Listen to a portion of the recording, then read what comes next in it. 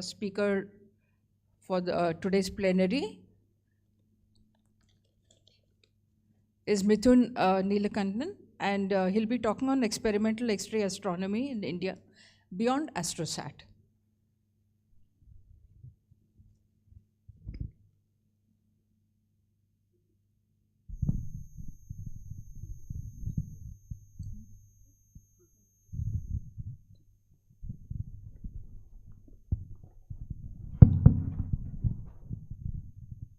Hello.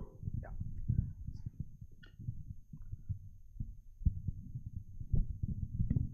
So good morning, everyone. Hopefully people are still coming in, at least towards the end we have some more people of this. So first of all, let me thank the ASI SOC for giving me this opportunity.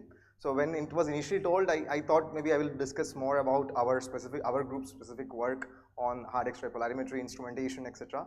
But then as I understood that it's more of a facilities session, then I got a bit ambitious and then said, okay, instead of that, let us try to do what the other groups in India also are trying to do, and then try to give an overview, because we have been working very closely with other groups on this aspect.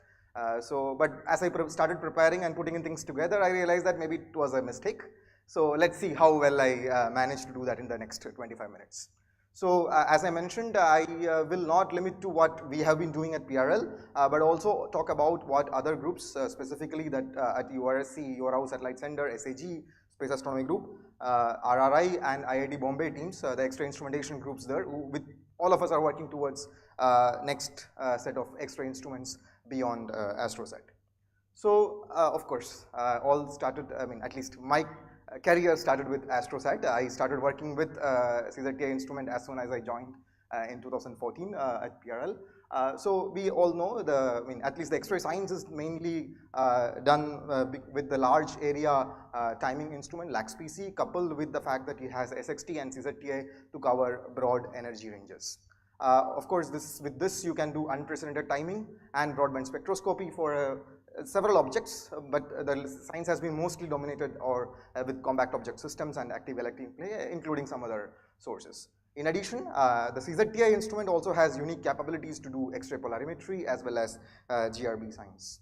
So if just to give an idea, this is just two examples of how broadband coverage and fast timing capabilities have enabled LAX-PC instrument and AstroSat, a suite of AstroSat instruments to do interesting science. For example, this is showing a broadband coverage all the way from soft X-rays to hard X-rays, including, in this case, including the ultraviolet for a low mass X-ray, and then that also showing very fast variability known as high frequency QPOs, variability of that being detected in LMXP. As I mentioned, the CZTI also had this unique capability to measure X-ray polarization. Although it is limited to only very bright sources like CRAB and Cygnus X1, we got some of the very interesting results with CZTI polarimetry. CZTI also has been a prolific GRB detector with over 800 GRBs detected as of today. And in addition to just being able to do prompt emission spectroscopy, unique capabilities that we are able to also do polarimetry of these gamma ray bursts, leading it to be the first large sample of GRB polarization measurements. CZTI also has been actively participating in search for EM counterparts for gravitational wave events.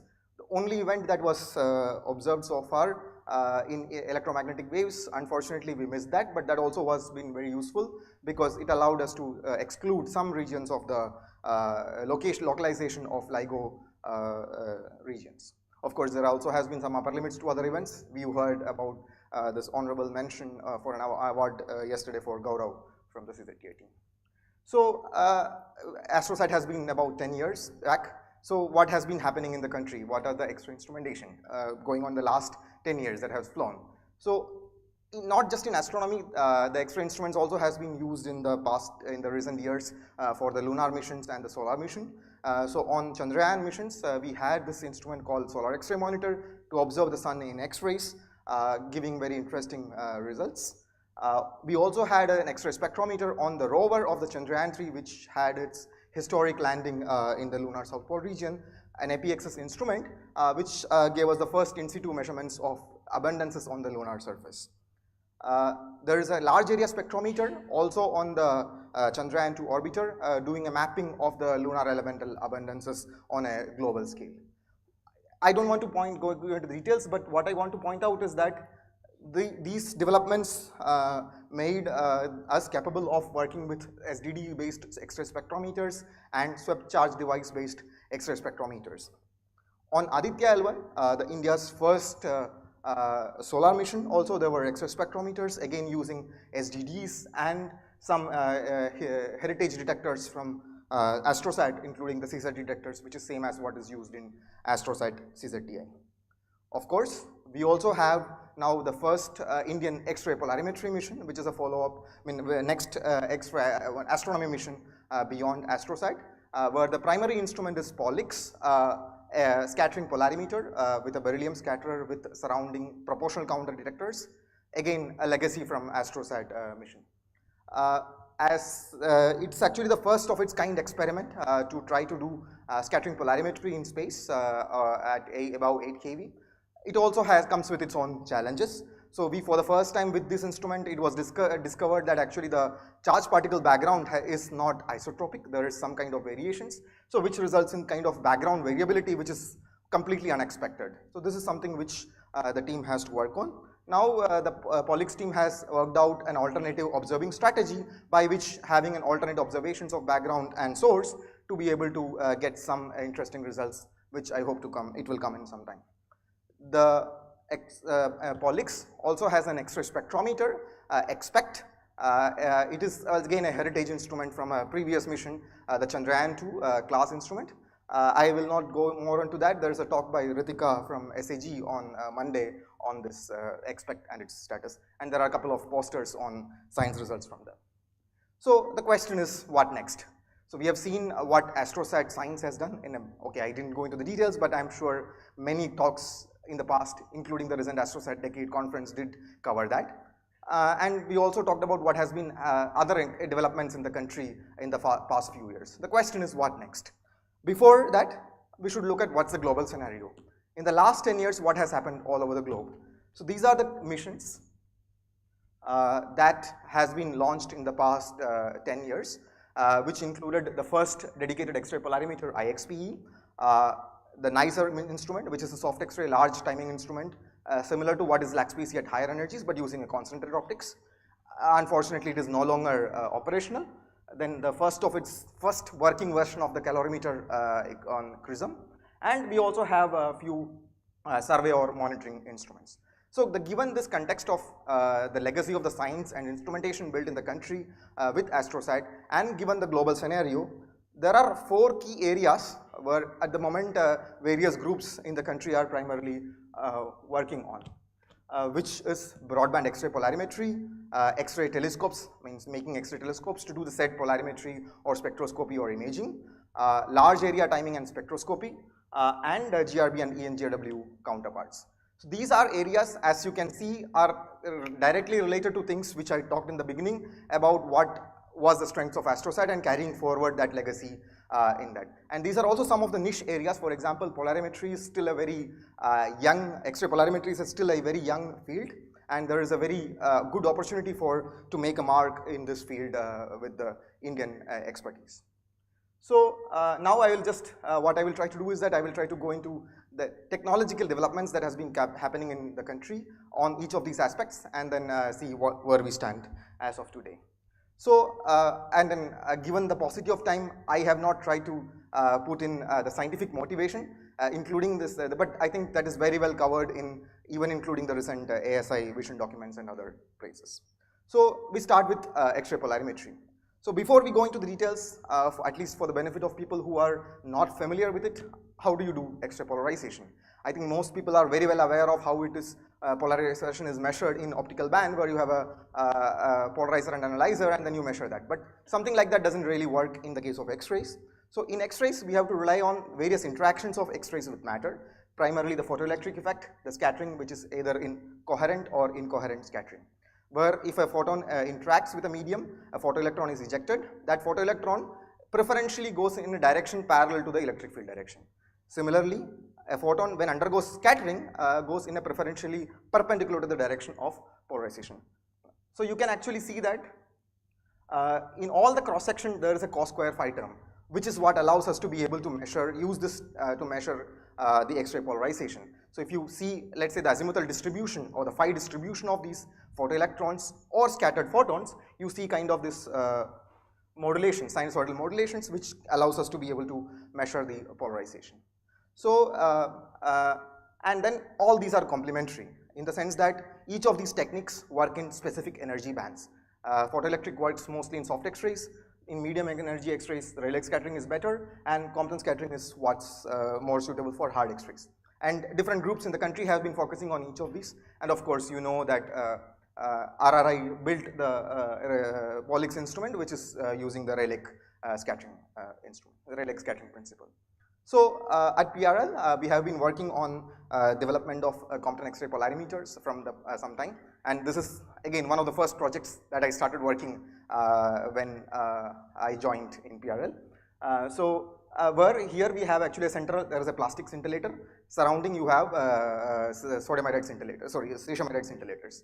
So what happens is that when photons come and incident on the center, it will get scattered, and then scattered photons are detected by the surrounding detectors, by which you can actually measure this kind of sinusoidal modulations. And what we showed is that with actual experiments, comparing with simulations, that we are able to reproduce the simulations with actual experimental results. So, but this was being developed as a focal plane instrument for a hard X-ray optics.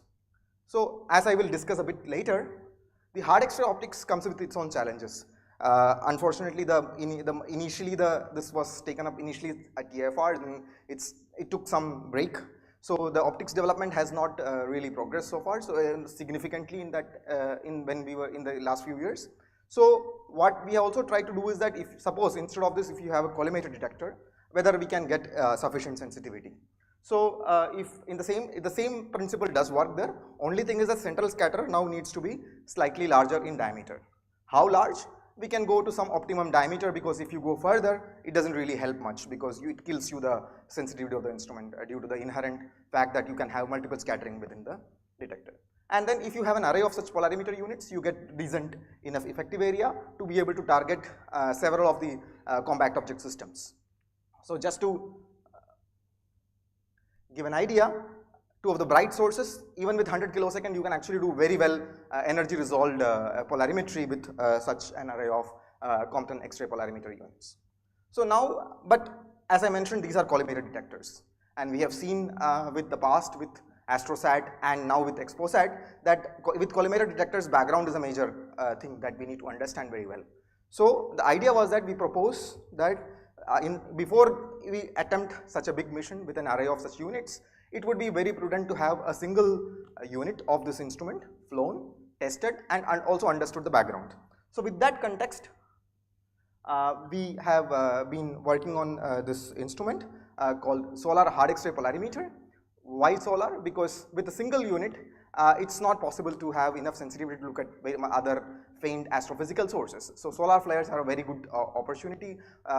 There is interesting science cases for why we want to do that. And at the same time, you can also use it to test the background and then do the polarization measurement technologies. So this is the kind of instrument that we are developing at the moment. And of course, it's able to give us, it can give us, expected to give us a reasonable MDPs of less than a few % for greater than M class of solar flares. So the instrument actually looks like this. Inside you have a plastic scintillator similar to what we had earlier, and surrounding, instead of earlier this one, now we have arrived at several, over the years we have had several experiments by which we have reconfigured the detectors a bit, and it's a sodium iodide detector. So this is actual detectors that's in the lab, and we also have characterized these detectors. There is a poster by Deepak from our group on this. You can visit that. And now the development of several aspects, including the detector systems, several of the electronics parts, as well as the mechanical systems are done. There is some modifications in the railroad electronics which is under testing, and I'm happy that we now have a flight opportunity in an upcoming microsat mission where it is now considered as an, it is included as an auxiliary payload. Barring some accommodation and thermal issues, which we hope that in the next couple of months we sort out, we will have a opportunity to fly sometime early next year. So now we switch gears to come to lower energies in soft X-rays. the URSC team has been working on developing soft X-ray polarimeters using photoelectron tracking technique. These are slightly different from what has been done in, for example, with IXPE.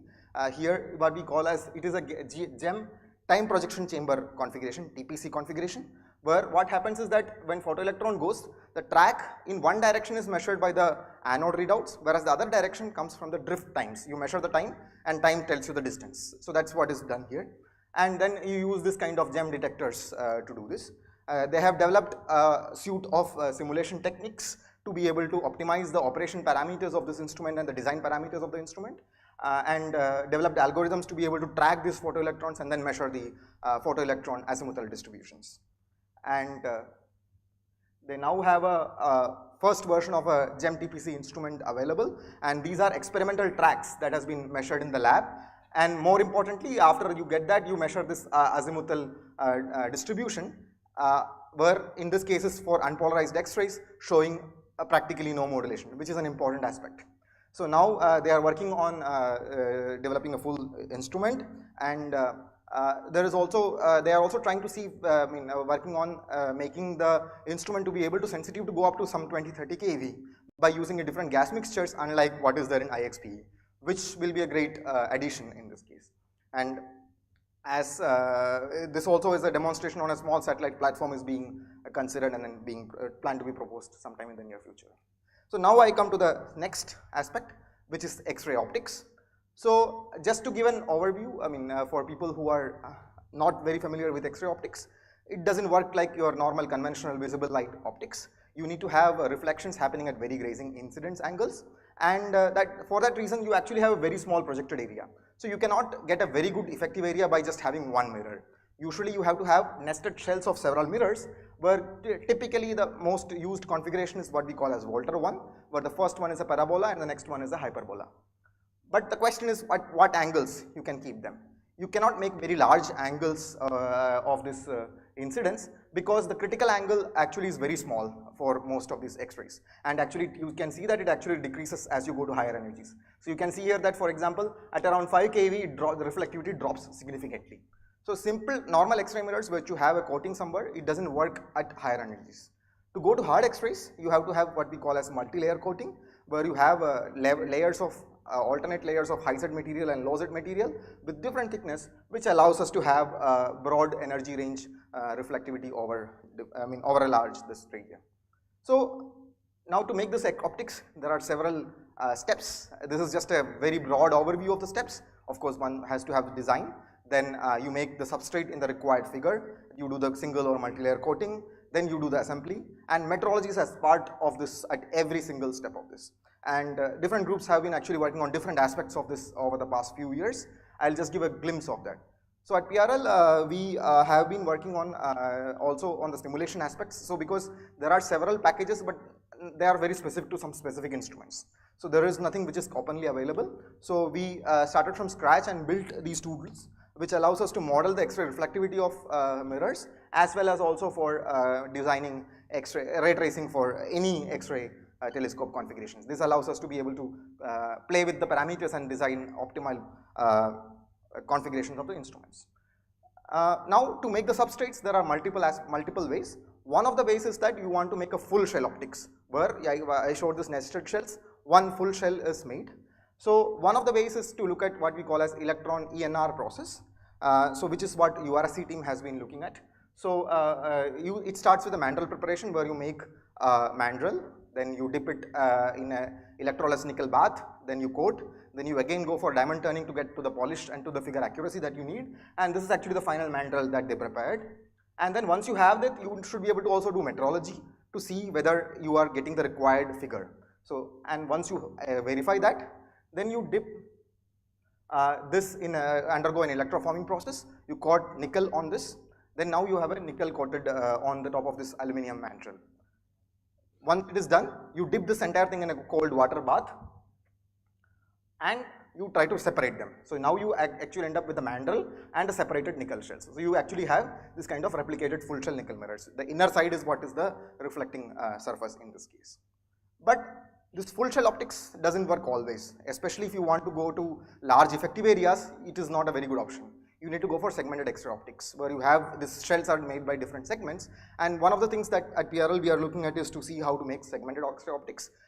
We have now a facility to be able to do thermal glass lumping, but now we are also looking at alternate options, including the nickel segmented mirrors, which is not much explored all over the world. Now, once you have this, you should be able to assemble this segmented shells. RRI team is looking at these aspects by trying to develop some techniques to able to precisely machine and then epoxy these together to form the full mirror shells. This is some initial activities that they have started at RRI. Now for the coating, we have now established RF magnetron sputtering system at our place where we can coat this multiple layers.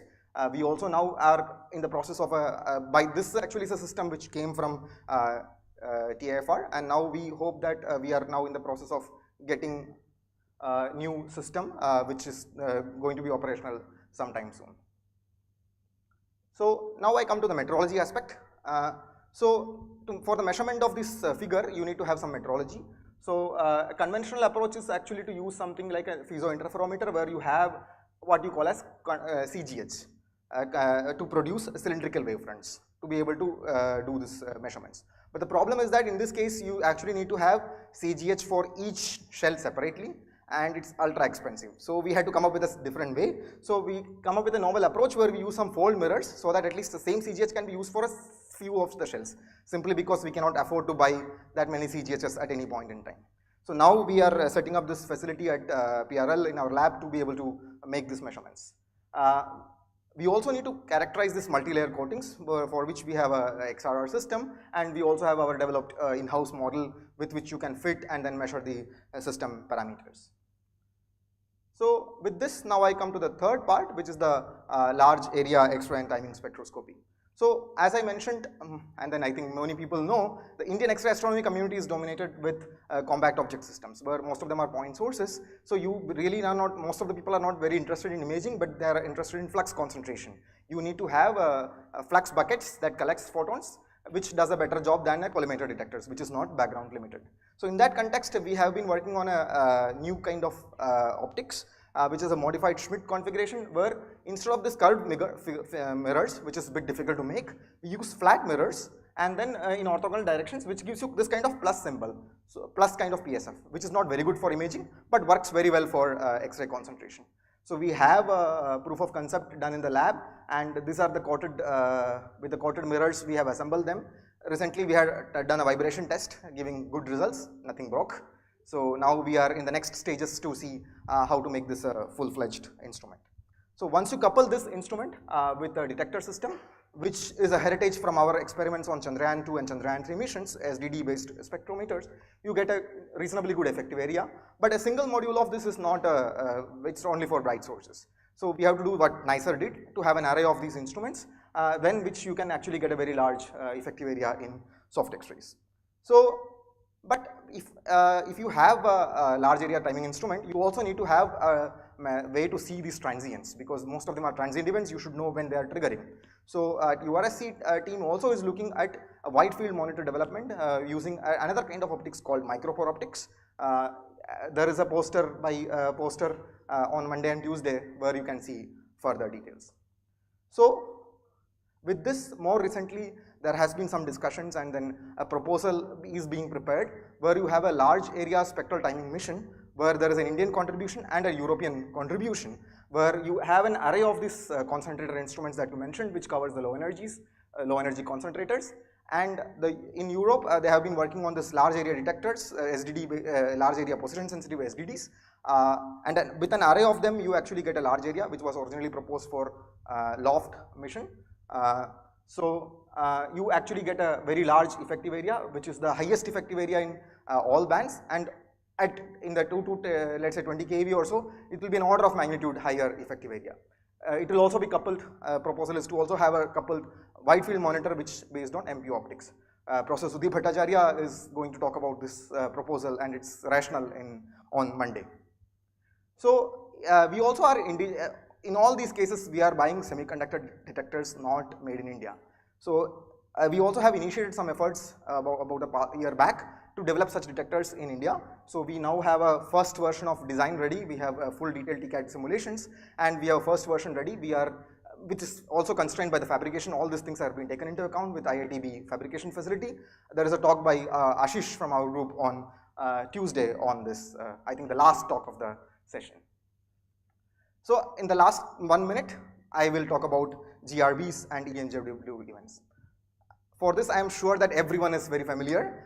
So we have had a proposal for a large area all-sky, all-time instrument covering broadbands called Daksha, which consists of a medium energy detector, which is the workhorse, the largest area detector, which is heritage from CZTI, and coupled with the low energy and high energy detectors, which also are coming from heritage from different instruments. The idea is to have 2 satellites for continuous coverage. And I want to point out that it is the low energy detector. We are also looking at the possibility of having a colored mask instrument, which allows us to be an all sky transient monitor, like what you have to be able to do this compact object transients. That's also some work which is in progress. One thing I want to point out is that it is not just for EMGW and GRBs. There are several other science cases for which the Daksha mission, which are listed here, and then the details are also available in the Daksha science paper that we published a couple of years back. We have had the development of this detector sometime back. Some study team has been formed, but there is no, we are still awaiting for further updates on this. So to summarize, I talked about 4 different areas where we have, these 4 areas where we have work going on in the country, and these are the 3 major proposals, that is large mission proposals that is being that has been submitted and that is under, let's say, in preparation. And of course, we are very excited to have this small solar X-ray polarimeter, hopefully flying sometime early next year. I'll stop here. Thank you very much.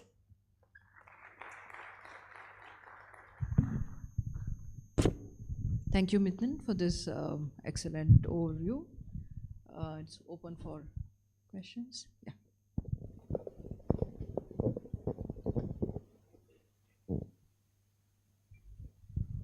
So just wondering, what is the exact plan of the soft X-ray telescope which has been transferred from TIFR? No, so the soft X-ray telescope was not transferred, right? The hard X-ray coating system is what is the multi-layer coating system. So we are using that for this multi-layer coating to produce these hard X-ray mirrors. So it already done something on that? Or already done something? Yes, yes. So I showed some pictures, which was some coated mirrors were. I didn't go into the details, but yes, we have. So these are like some of the coated mirrors from that system. But I mean, there are some limitations to the system because it was built several years ago. I mean, more than a decade ago. So we have to upgrade that. Hi, thanks. So I just wanted to understand how far are we from making a high spectral resolution soft X-ray telescope. Is it a near future possibility? So by high spectral resolution, do you mean a calorimetric instrument? Yes, maybe microcalorimeter. Yeah, so I think I mean, at the moment nobody in the country is even working, and then I don't think anyone has even started. In some of this vision documents we talked about it being done in 2047 and all, but I mean at the moment actually nobody is working on that. So that technology does not exist. I think actually all over the globe it exists only in GSFC at the moment. So at the moment, I mean in India there is no development unfortunately on that direction. It's something worth taking up, but it's a very big project and nobody is at the moment working. Thank you. Mithun, here. Yeah, most important thing is the calibration facilities, whether it is a plain parallel beam or radiometric calibration. Are there efforts in the country towards developing those facilities? Yes, so I mean, recently this TFR had this Hyderabad facility which has a beamline. Now there is some discussions about having it transferred and making it operational at a Space Astronomy Group at URSC. So that would be the first such step where you actually have a large parallel beam, X-ray parallel beam facility being in the country. One can use international facilities, but it will be really good to have, especially when you want to do, like say for example, when I mentioned about these larger lower energy concentrators, a large number of them, it would be much easier if you have such facilities in the country. We have some small makeshift facilities, but we need to have a dedicated facility. Hopefully the one which is being built at, being planned at SAG would be a starting point for that. Do they do radiometric also? So in full radiometry, it's a bit difficult. For optics, we can do that because you can actually take on and off. Means you can put the beam optics, and without the optics, you can take the ratio that gives you the optics effective area, at least in broadbands. But for detectors, it's a bit tough. one has to look at least some specific things one can try, but not fully, it's not possible. But in some sense, I mean, there are only a few places in the world where that is even possible. But yes, we should definitely try towards that. Maybe something using a reference detector or something, that's something which it can be looked at. Okay, thank you. Yeah. Thank you. And let's move on to the next talk, which is by Bhashwati Mukherjee. She'll be talking on millimeter and submillimeter astronomy and Indian perspective.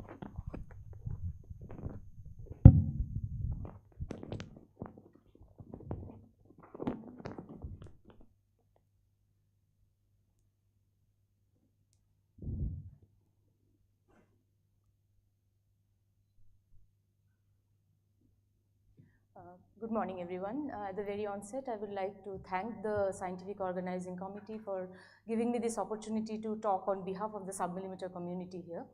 The talk has basically 3 parts. In the first part, short part, I'll just motivate the need for submillimeter astronomy. Then I'll talk a bit about some focus study that we are doing at TIFR. And then I will tell you about what has been happening among the Indian astronomers to get a submillimeter facility going. So submillimeter is the wavelength which actually can access the very cold and interstellar matter or dust and gas, because this is the wavelength at which gas which is around, or material which is around 10 to 30 Kelvin have their peak emission. And also it is also the wavelength regime in which a lot of molecules have their very low-lying transitions. So it is easy to detect them in those wavelengths. Here what you see are the 3 aspects of it, what we can detect. Particularly I draw your attention to the middle panel where you see the spectral energy distribution from a galaxy, and as you see the second hump beyond the 100 micron, that is due to the stellar radiation processed by the dust in the galaxies, and that's where you see a lot of emission from these galaxies. The rightmost panel actually shows you that some of the very basically the far infrared fine structure transitions, which have a lot of diagnostic value and which are very easily detected in high Z systems, these lines are also shifted to the submillimeter. So this is also the window through which these galaxies can be accessed. Now coming to more specifically what would we do if we actually detect and measure them. So essentially, it's a window to all the baryons, because we are trying to trace very cold material, and this cold material is what forms structure in the universe, and basically most of the galaxy, it is what decides the galaxy evolution. So this cold ISM actually accounts for about 10 to 20% of the total baryonic mass, and out of which the molecular gas, which is about 25%, which is the star forming material, as well as the dust, which is about 1% of the gas mass, these can be accessed very well using the submillimeter wave bands. And this shows, the left hand panel shows a sort of schematic of how the contributions from the various gas components in the interstellar medium of a late-type spiral galaxy changes as a function of the distance from the galactic center of the center. And as we see that at shorter galactic radii, most of the material is molecular, and the dust of course traces all the it traces all the materials, because it's just a scaling. So what would we do if we understand? So what is necessary is to understand how does the total mass of this gas and dust, or gas in these galaxies, how do they connect to the total stellar content and to the general morphology of the galaxy, and basically and also the star formation activity, as I will show that basically star formation plays an important role in the evolution of of the gas, and also how does it decide the global properties. On another aspect of the submillimeter wavelengths is that there is actually a huge population of very dusty galaxies which are at high redshifts, which were not detected before submillimeter observations, but they are detected only in the submillimeter. And finally, an aspect that I will not talk about at all, with apologies to my cosmologist friends, that basically there is also a need to make submillimeter observations in order to characterize the foreground when people are trying to measure the cosmic microwave background very accurately. The interstellar medium is actually shaped by the pressure, magnetic field and turbulence. It is kind of consumed by star formation and supermassive black holes. It is heated and energized by the supernova explosions as well as stellar winds, and it is replenished by the material that it gets from the intergalactic medium, as the circumgalactic medium, as well as the intergalactic medium, and also galactic fountains. So what we see is that understanding the evolution and the properties of the interstellar medium requires us to trace the gas content at various in various parts of the cycle that the interstellar matter and the baryonic matter undergoes, and the submillimeter is the wavelength which allows us to have access to this material. So the third most thing, the submillimeter is really a very new wavelength where we have started to make observations, and while we have a lot of understanding of what kind of transients we see in optical, X-ray and radio, the submillimeter sky is really very underexplored, but we know that most of the astrophysical objects also have variability with time in the submillimeter domain. So these are particularly, and these not only, it's not just for the sake of detecting transients, but it also gives us important handle on the processes that are going on, particularly say in the case of star formation. We understand the process of episodic accretion through these transient measurements, the measurement variability of the light curves of the protostars, and this is still at a very nascent stage, and this is something which is a very strong motivation for any submillimeter observations. Now, I will focus primarily on the submillimeter study of star formation in filaments, and there are a lot of other talks which have happened, like these talks already happened yesterday, and there are a lot of posters, and many of the star formation posters, you will see that they at least are using the Herschel data, which actually is also a submillimeter observatory. So the use of submillimeter data sets is being used by all, and I'll just concentrate on some of the things that we have been recently studying. So it was Herschel. This is the nice picture is of the galactic plane survey by Herschel. And what it shows is the interstellar medium is actually very nice looking, of course, but it is also, it consists of a lot of filaments, and star formation preferentially happens along those filaments. And so these filaments then point out to us the fact that there must be, because they are anisotropic, like they are anisotropic in nature, so there must be anisotropic agents like turbulence, magnetic field and feedback, which have a significant role, if not the most defining role in forming those filaments. This picture also changed the way we looked at star formation, because earlier we were more like the star formation models mainly concentrated on making a star out of a core, but the fact that the whole thing is an intricate network and everything seems to be connected with everything inspired people to come up with models which not only which started with forming the filaments and then finally went on down to the smallest levels to form the stars themselves. Particularly the high mass star formation is a topic that is very not fully understood. So in this the family of models, now a few models which are commonly looked into is the first one is the global hierarchical collapse model. I will talk a bit more in detail about this. So which sort of says that basically it's all gravity driven, the filaments are being formed by gravity. Then there is the turbulence induced inertial flow model, which says that it's turbulence which is creating the filaments. And then there is of course the cloud-cloud collision model, which actually doesn't talk about the formation of the filaments, but it says that how the filaments interact with each other to form the stars. Now to tell a little bit more, so this is a cartoon of what we understood from the nice image, that how the interstellar medium is distributed. So there is a hierarchical structure in the larger scale. There is a cloud, and on the slightly smaller scales, 1% scales, there are clumps, and then there are filaments within which cores, and the cores form stars. So the global hierarchical collapse model actually tries to predict or is a model which suggests how the different hierarchical structures are formed. And the main sort of hypothesis or the postulates of the model are that these are being formed by these hierarchical structures are being continuously formed by gravitationally driven flows, and they are, so each smaller structure is accreting from the parent part. So the global doesn't mean that the entire thing is collapsing, it just means that it's not just the core, but it is connected to the larger body, and that's what what global means, and it also doesn't mean that the entire molecular cloud is falling monolithically. So now, okay, let me just go back once step. Yeah. So now, in order to see whether such a model is to give credence or to observationally verify, what one needs to see is that whether we are able to see these accretion flows or gravitation driven flows from the from the larger structures to the smaller structures.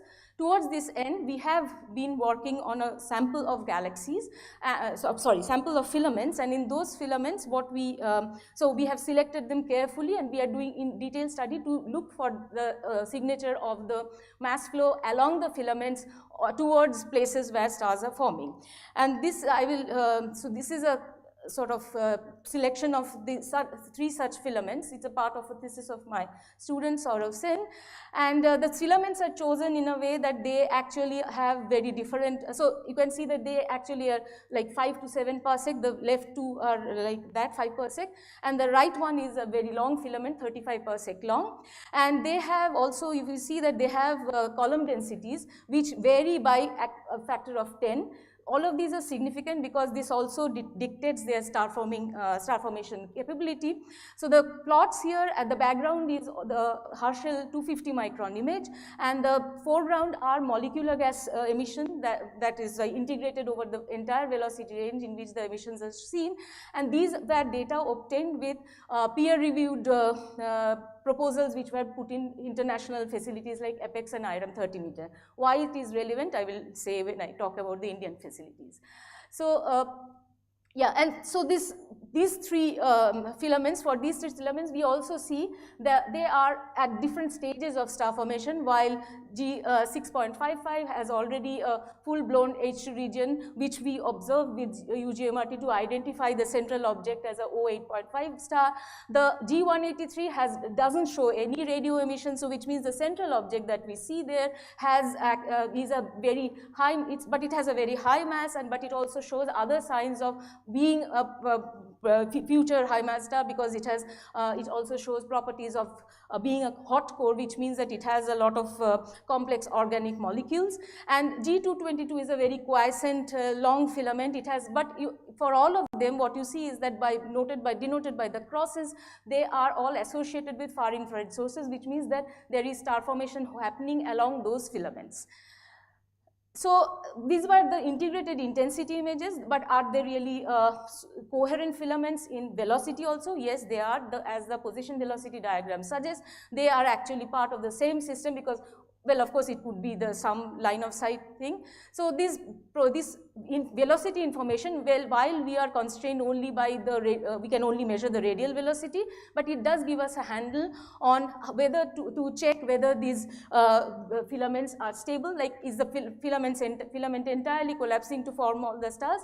No, if we make these measurements, so these measurements were done at resolutions of 0.1 parsec compared to 0.1 parsec compared to the sizes of which is like the filaments are well resolved, but what we find is that the filaments as a whole are not collapsing if we just consider the balance between gravity and turbulence and determine their critical line mass. But we do see YSOs like young stellar objects along those filaments, which means that at the spine of the filaments, definitely there is some collapse happening. The other thing which also we look at, and that is a sort of telltale sign of whether there is considered to be one of the observational signatures of a gravitational collapse, hierarchical collapse. So if you see the cartoon to the right, this is what we are expecting that, so if this is on the cloud scales, the matter is accreting from the, well, collapsing from the cloud scale to the clump scale to the core scale, and this would give rise to a velocity profile which would have a V-shaped structure very close to the most massive core. And this is exactly what we see for both the filaments, where we have actually a high mass, either a protostellar object or a high mass star, protostar. And so where you see in the green basically the intensity in the profile, and blue shows the profile, velocity profile, and you see a very large, we see a very large reversal of velocity gradients at the point where at the position where the high mass protostellar object is there. So this, and we also estimated that the velocity gradients are consistent with the, if we just consider free fall under the gravity of the main major clump which is there. And we also estimated the mass accretion times, because this also helps us to understand how high mass stars are forming, because for high mass stars we really need very high accretion rates as compared to the low mass stars, and the accretion rates that we estimated for these stars are consistent with formation of the high mass stars. The other thing is that the velocity information additionally also gives us a handle on what is the origin of the filaments. Well, so it dated back in 1981, Richard Larson wrote a very famous paper, but that was based on actually observations of a large number of sources, where he found that there is a correlation between the size of these molecular clumps and the velocity dispersion in them, and so which went something like, and it was a power law with an index which was very close to the Kolmogorov index, and it was suggested that basically this arose from supersonic turbulence, the structure formation. So when we have more resolved data sets and where we have better velocity measurements, we also estimate what are called these velocity structure function. The second order function is the velocity dispersion. So along all the three filaments, keeping out the very massive core, which itself has a lot of activity going on because of the outflow and the outflow there itself, we find that, well, the power law for length scales less than 1, they are consistent with the less than 1 per second, they are consistent with the index is consistent with Larson's law, but the flows are not really the supersonic, they are mostly transonic. And also we find that at larger scales there is a flattening of the power law index, which suggests that gravity starts to dominate. These are things obviously which need to be verified with a much larger number of such samples. Here I have just presented the case of 3 such filaments, and we have a much larger sample. So the summary of this part is that, well, we do find the filaments are actually stable due to the turbulence in them. They are stabilized by that, but we do see stars forming, the cores which are along, they are low mass stars along the filaments. So what we also see in our data sets is that these clouds and filaments, they actually, although they are stable on larger scales, there is, on parsec scales, they often, the clumps decouple and then they collapse. And we also have could determine the rates of mass flow along the filaments and find that they are gravity dominated, and that these accretion rates are consistent with the, that they are high enough to form high mass stars.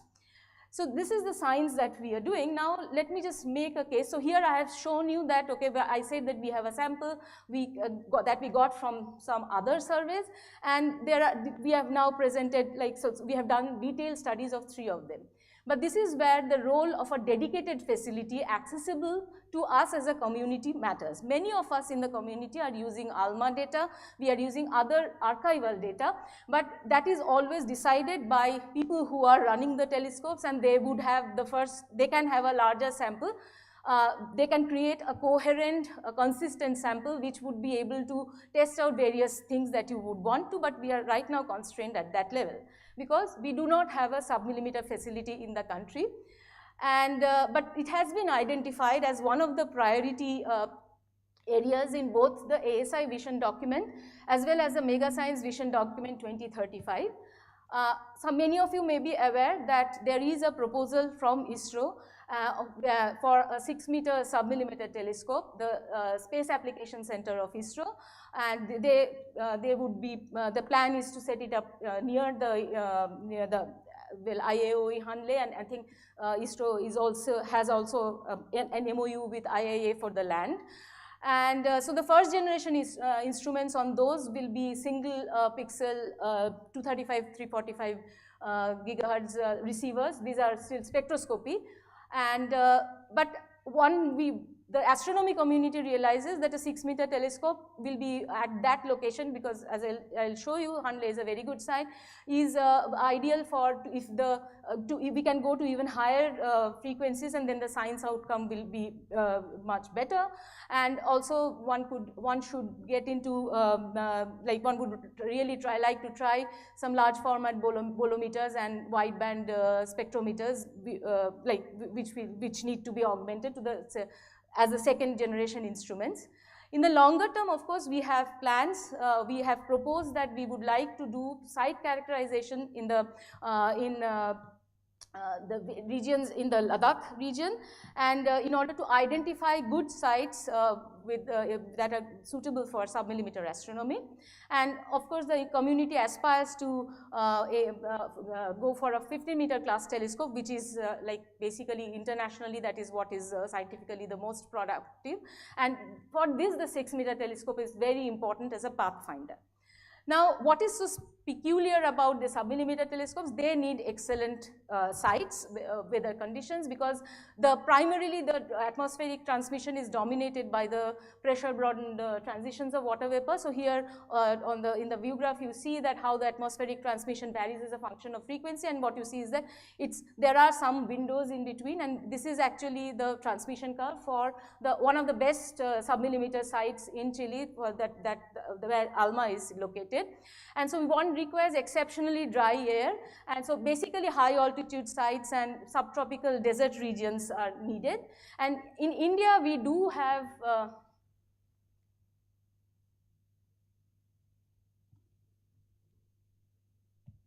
what is this stuck?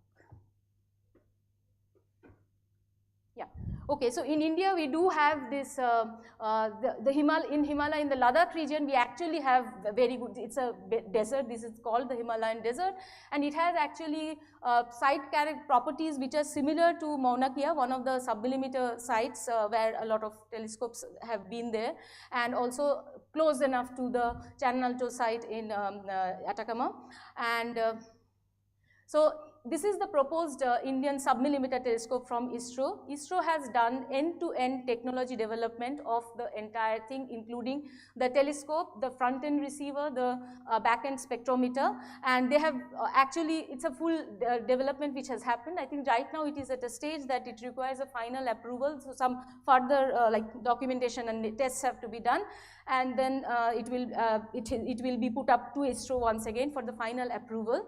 And this will be located in Hanle at a height of 4,500 meters, and with the instruments that I spoke about.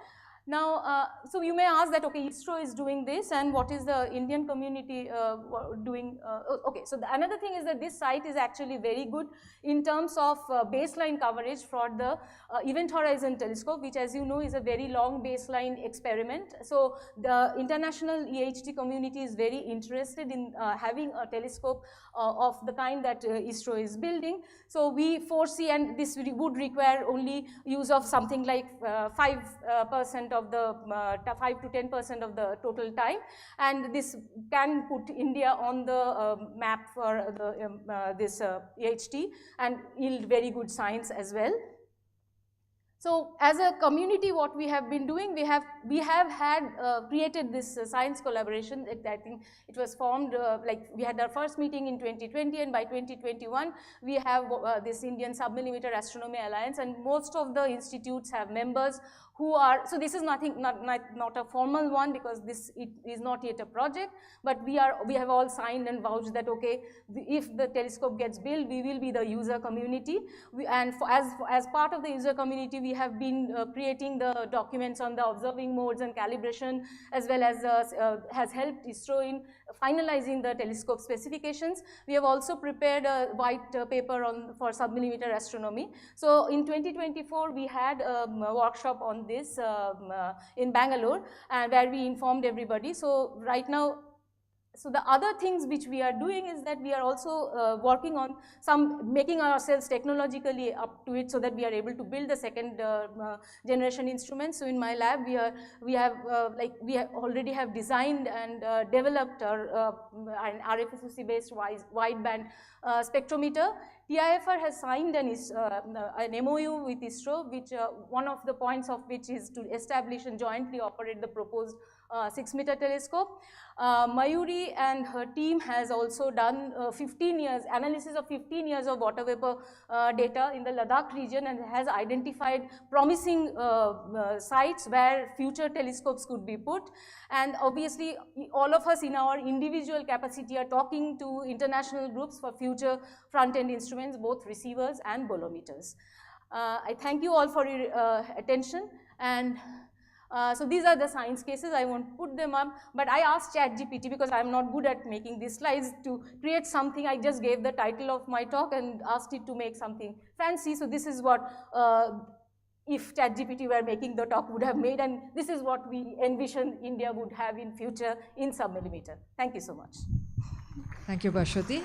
It's a nice summary of the sub-millimeter science and what we want in the future. It's open for questions. Yeah.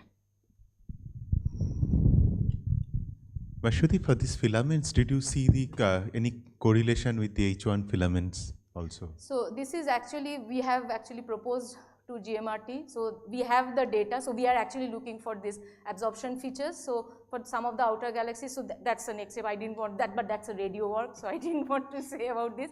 So obviously they have been detected in other such filaments.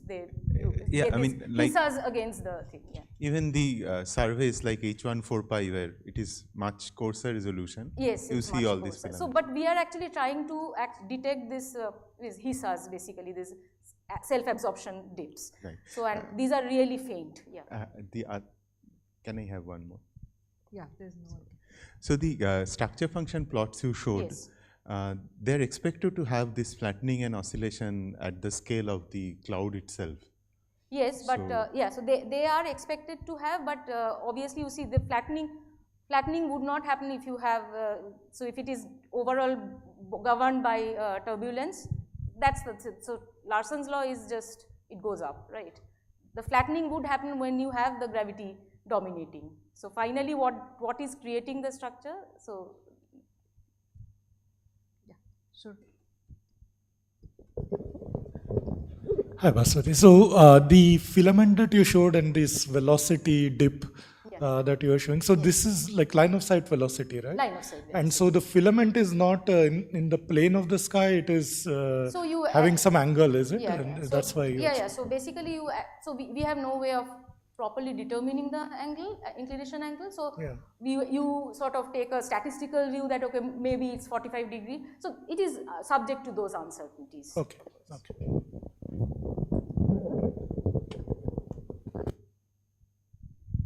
Any other questions? Okay, if not, let's thank the speaker and move on to the next talk. The next talk is by Jayanta Roy, and he'll be talking about exploring the transient universe with Spotlight.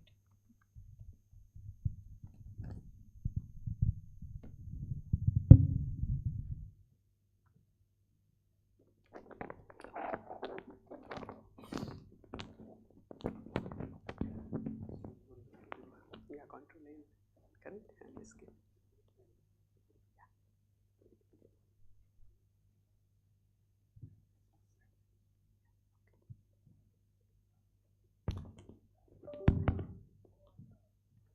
Okay, very good morning everybody. First of all, from Spotlight team, I'd like to thank the scientific organizer to give us opportunity to talk about this project. So here I'm going to talk about how you basically kind of motivated to develop this project and where we are right now standing. So as the title suggests, we are exploring the transient universe with Spotlight at the GMRT. And so before I come to the team and kind of acknowledge the team contribution, I'll just look at the science cases. So what are the science aims of this project is? Since we are exploring the transient universe, so the primary aim is to basically look for compact objects. So the coherent emitter and looking for energy range is 2 order of magnitudes, and so these are the prime sources which comes into the mind. And since we are working primarily in the meter wavelength to centimeter wavelength and with the GMRT. So the sources which are basically you are trying to discover, find, they are actually like object like pulsars, neutron star, rapid rotating, having very high kinetic energy. So and then I'll be talking about the science cases in the outer topology plot. So then from the pulsar, as you keep on moving, we actually ended up into the millisecond pulsar. So it's like one subclass of pulsar, but they're even more interesting because these are the objects that are actually kind of tracing the evolution of a dead star and recycling angular momentum accretions, and then they are kind of coming up with the objects which can do various beautiful science, which I'll be coming up later. And then magnetars. These are not rotationally driven. These are driven by the magnetic field, which is almost 2 orders of magnitude than the regular pulsar based neutron stars. And then from the magnetars, you are going outside the galaxy and start to finding first radio bursts. So most of my talk will be talking about how basically to figure out first radio bursts and how uniquely you can do these things with the spotlight at GMRT. And then there is one new kind of sources just emerges. Is like last 2 years is like long pure transient. So these are the objects that are sitting in our data for last 20-30 years, but we are just kind of realizing there is a long pure transient which is like there's a time scale of minutes to hours are sitting in our radio data, and started finding them while going back the archival data 20-30 years back. So this is a kind of object, and mostly galactic origin, though spotlight has sensibility to go beyond the galaxy and start finding this very bright long pure transient extragalactic origin. So these are mostly the objects you are going to find, and once you find all this, when you discover all these objects, you start basically making all the outside circle, and then the science cases are coming from there. So like if you find a pulsar, and one of our prime target is double neutron star kind of system, you start testing the gravity there, because these are the compact object where there is has a very high gravity. And then we go and find a bunch of pulsars, and then start filling up the galaxy, and useful to probe the gravitational wave, looking at the stochastic gravitational background, which is like where the pulsar timings are built on that. So we can basically aid sensitivity towards that. And use the pulsar to start ISM, because you're actually probing the propagation effect, because you are operating at a low frequency. So you are finding the propagation effect from the pulsars, so you can start probing the ISM, its electron density as various line of sight. And then the first FRB. So first radio burst, so we are finding first radio burst. Once we'll find the first radio burst, the uniqueness of the spotlight system is that we'll find out the host galaxy. So it's not only we detect the burst, we localize the burst, where it is sitting, and then we try to analyze the various type of host galaxies, which are favorable condition for finding various kind of first radio bursts, whether they are repeating, whether a one-off, whether they are young kind of star-forming galaxy, or the old type massive electrical galaxy. So these are various things, because these are talking about the progenitor, which is completely unknown till now. So that's where we are trying to put lights on that. And once you find first radio burst, if you can find a host, the next thing is to actually use the FRB to actually do cosmology. So that's where you are probing IGM. So and then all those things we do, and then definitely we have bipolar to search for technosignature, because there is same kind of data which used to search for technosignature. So you don't have to do any extra processing to do that. So that's also one of the kind of science cases from the spotlight system. So it's a big team, and there are a lot of students, postdoc engineers who actually help, and also industry partners helping us to come us to this stage where we are right now, where we start seeing the lights from the sky, we are actually finding the sources. So as I say, basically I just first try to highlight our funding agency, the National Supercomputing Missions, who actually give the hardware. And from there the work started, and there's a big software development team, including the industry partners from NVIDIA, team at Oxford and NCRA, including our colleague from TFR. And then we have a large number of PhD students, master students, postdocs, and engineers. So those are actually a big team effort, and whatever I'm presenting is actually the work done by this bright faces here. Okay, so now when you're going to look at this discovery, the thing which I actually kind of talking about in the first slide, so how they kind of sits in the transient landscape. So this is actually plot which gives at the specific luminosity in y-axis and the burst time scale in the x-axis. And when you see this kind of cut, the shaded region, like kind of the green shaded region, is talking about the incoherent emission region, and it's 10 to the 12 Kelvin is the kind of cut which actually make the incoherent to coherent emitter. And our system is kind of mostly finding the coherent emitter, because the time scale which you are looking for is much shorter, and then the energy scale is also kind of, we go much further in the energy scale. So this rectangular box which is there, basically that is telling us what you can find on the fly.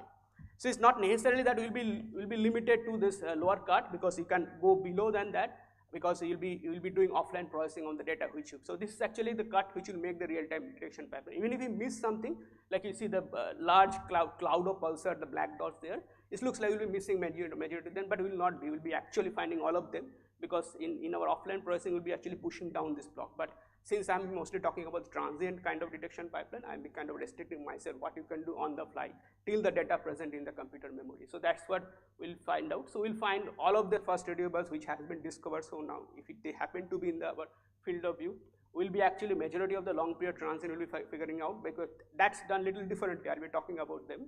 And then we'll be finding some of the giant pulses, because we really don't push ourselves to the nanosecond time scale. We'll be actually restricting ourselves to hundreds of nanoseconds, but still we'll find some of the giant pulses from the crab or any other pulsar which happen to be, or in fact the pulsar of the extragalaxy origin coming from this LMC, SMC kind of thing. And then radio magnetars and all of this first radio bus. So this clearly says this is the kind of population which you are going to probe, and the uniqueness of Spotlight is the frequency coverage of the GMRT. So basically you are operating in the frequency coverage from 300 to 1460 megahertz, and this is the frequency coverage which is actually very unique, because if when you be looking at the kind of current coverages which basically all this radio survey instrument provides, you will find there's a complementary frequency coverage which comes from the GMRT. So that really makes things kind of complementary in the existing compared to the existing facility. And then another interesting thing is that we are actually we'll be forming 2000 beams. We haven't reached there. We are right now at the level of 640, but finally aim is that to form 2000 beam in the sky. So these are the instantaneous beam, and each of the beam is kind of finding the sources. So I think this artistic impression will kind of be telling you what I'm basically doing. And I also have a video to play actually on the real data flow, how things are actually flowing.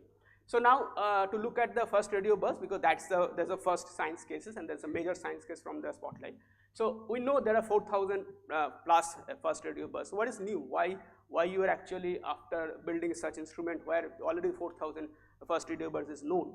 So the thing here is basically not the number. The thing is that the next line is basically saying only the 3% of the first radio bus which are localized to the host galaxy, because these are the first radio bus where basically not only you do cosmology, but you also understand the progenitor model, because you need to know what is the emission sites where from these are coming. Are they sitting in like a kind of surrounding the center of the galaxy, which is like a superluminous supernova driven emission, or it is kind of coming from magnetar, which is outskirt of a spiral arms. So this is the kind of thing where we basically aim to, because the beautiful thing of GMRT is interferometer. So even though we make a time domain detection, you actually get an instantaneous image out of it. So that's what kind of I just said. So there are like various instruments, like you can see ASCAP, which is a SK Pathfinder in Australia. So they also, so every interferometer is kind of trying to do the same thing. But what is the little different from the GMRT is basically, one is the frequency coverage I talked about. So like if you see this Australian Pathfinder, they are actually trying to increase the field of view, because interferometer, the difficulty of this is that they actually suffer from the field of view because they don't have a large field of view. So the way one is to go to build the phase direct feeds, which is our kind of future plan for GMRT, but that's what Australian SK Pathfinder did. What Meerkat did, they actually formed multiple tile beam in the sky, and they increase their field of view. We're also doing the same thing, but our strategy is a little different.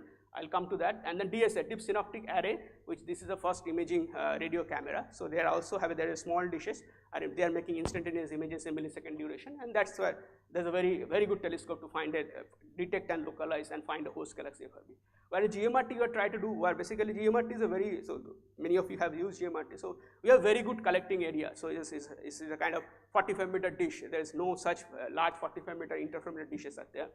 So what you lack is basically is like kind of field of view. Now you cannot increase the field of view, so the way to go and that is convert the follow-up instrument to survey instrument, that you go to a commensal mode. So basically you kind of look for events all the time, because there's no a priori sky directions. Basically, like wherever GMRT is looking for, you can actually start finding this kind of compact objects if you do things process properly. So that's our aim is to basically convert GMRT to a survey instrument from a very sensitive follow-up instruments.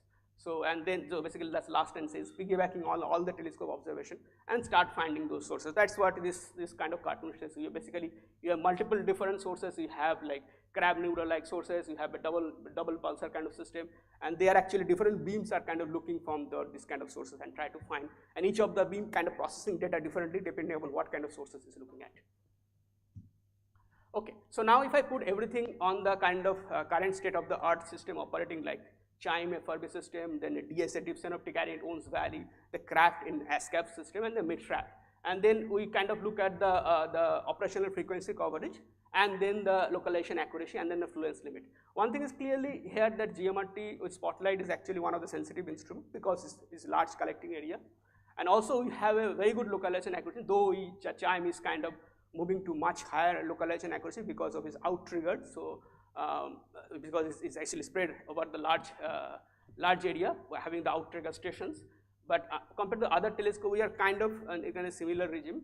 And we also see the frequency coverage, you have little wider. So you basically go to 300 megahertz and you also go to up to 1500 megahertz. So they are even though all these surveys are kind of running mostly commensurably, they will actually have a kind of complementary area where you'll be finding different sources.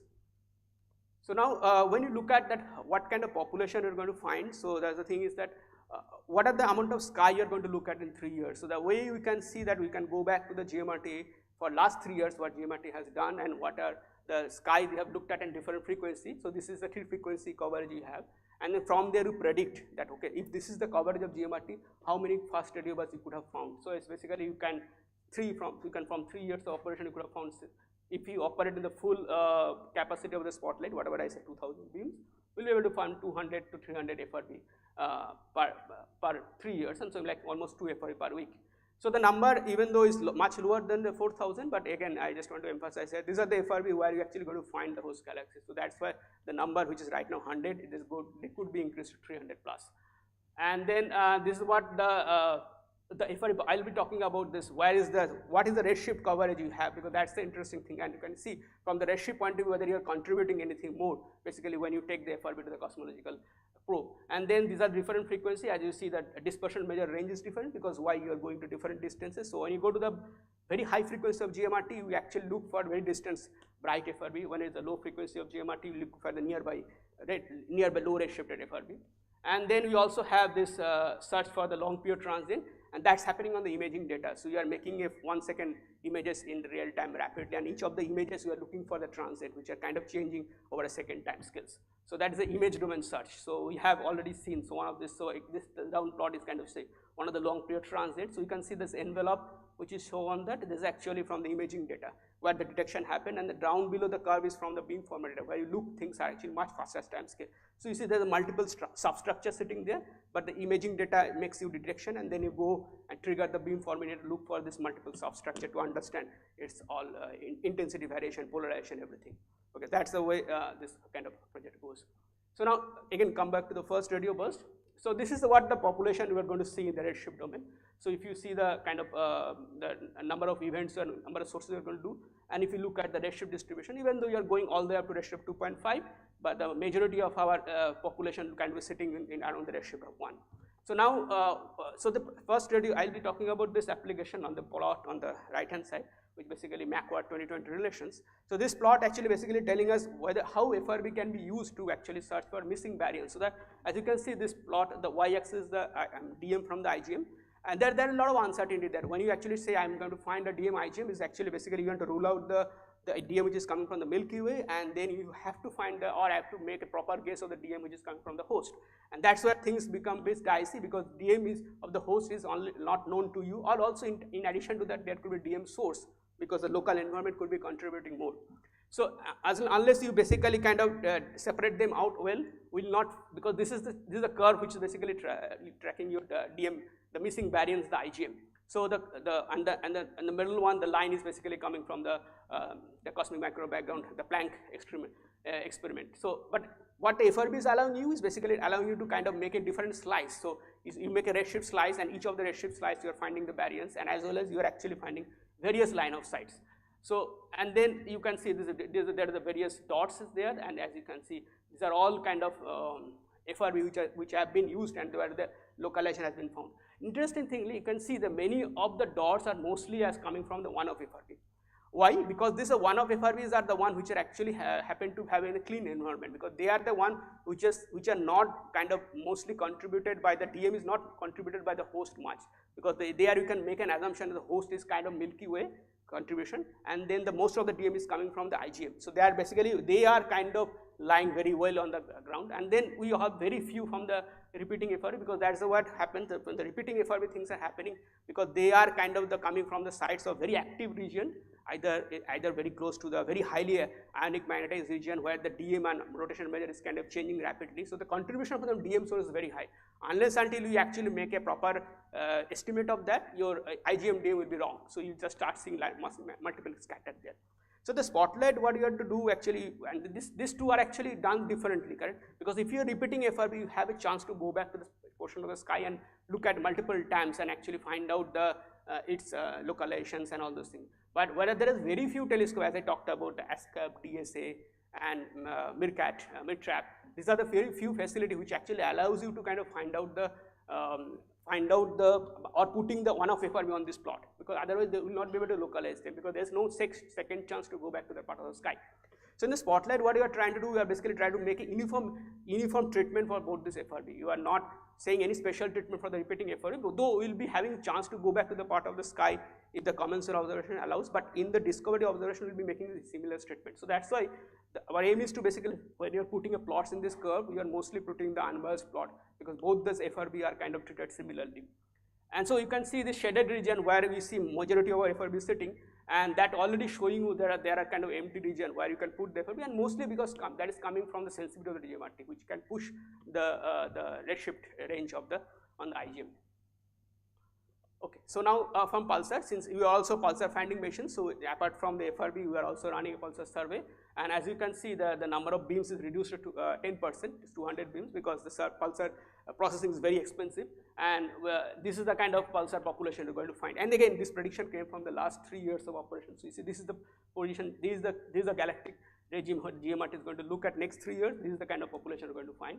So there are various algorithm development it is doing, people are doing. So because we always aim to kind of see, based on the current knowledge, whether you can do something extra on the processing. So that's what we came up with, that we came up with the AI inference based pulsar search. So the conventional pulsar search tend to miss some of the objects. Basically they and try to either your pulsar in the isolated system, or it's become very interesting if it's sitting in a binary. But it is very difficult to find those systems. So it's very, very interesting, because these are the objects you have to find them to test the gravity, but they are very difficult to find. So that's why you have to kind of try to come up with this called binary pulsar data network, where you actually try to do AI-based inference to find a pulsar rather than doing traditional signal processing things. And also I'll be talking about some of the serendipitous detections, which will be highlighting all those things. So the long period transient. So this is the third population, which has just happened 2022 is when the field was first created. And interesting, the first detection of this long period transient, also GMRT has a role to play, because the Natasha et al, they looked at the GMRT data 30 years they look at 30 years archive, and then there is a GMRT GMRT observation sitting in that particular field of view like 20 years back, and they could see this object is sitting in the GMRT data.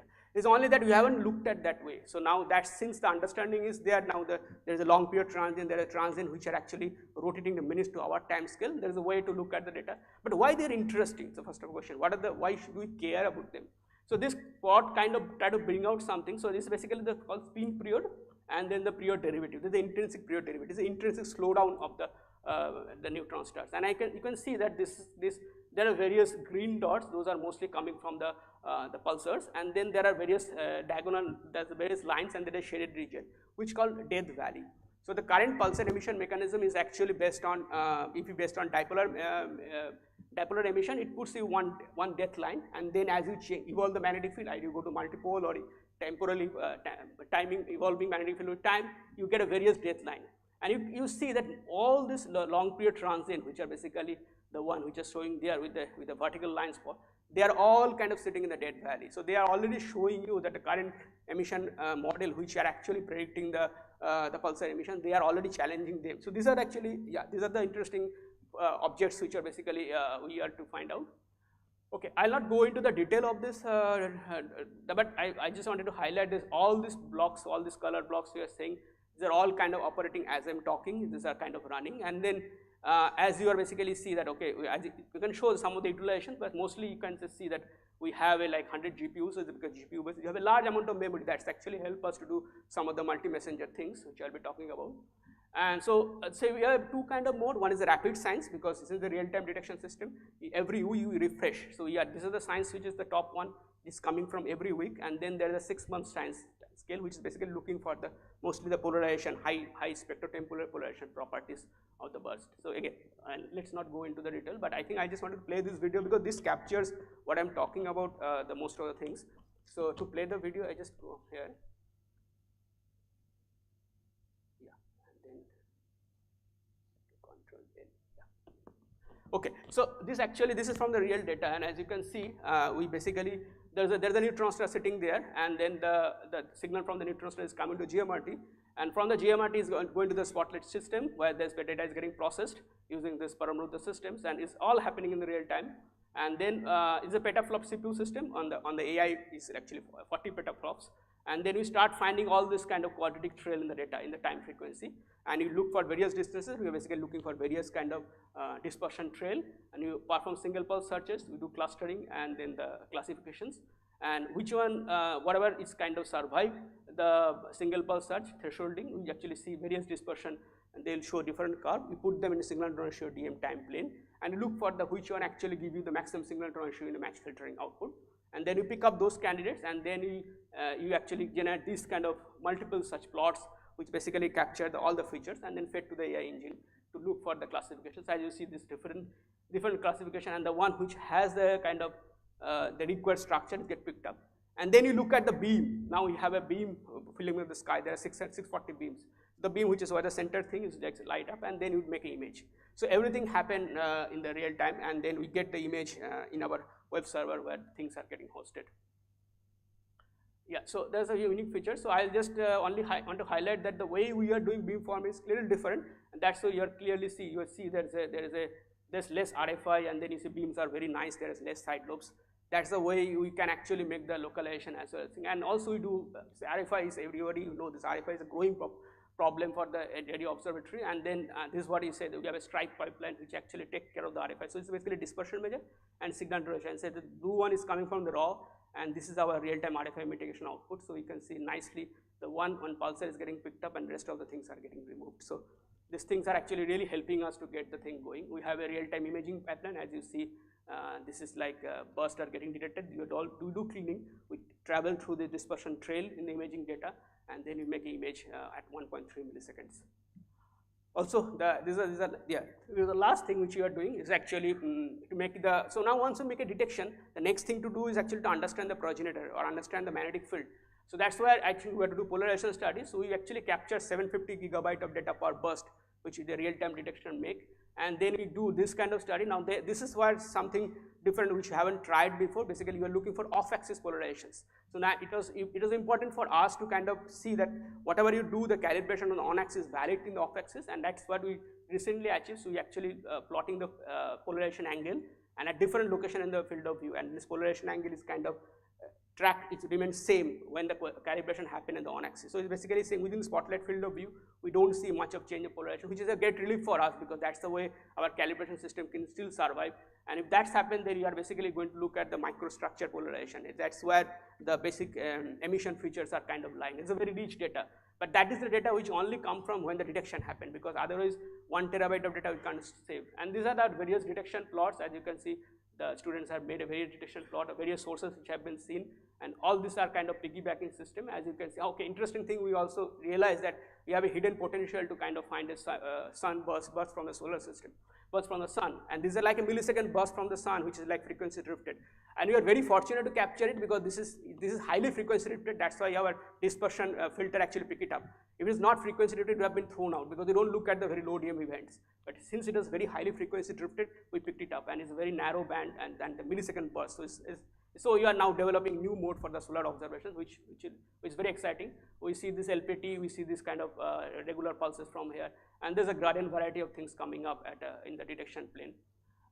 We also improve our signal to noise ratio. As you see, this curve actually drop from top to bottom because in last 6 months we realized we could have done things much more better to improve our signal to noise ratio by 4 times. So which makes even more exciting now to find more and more sources.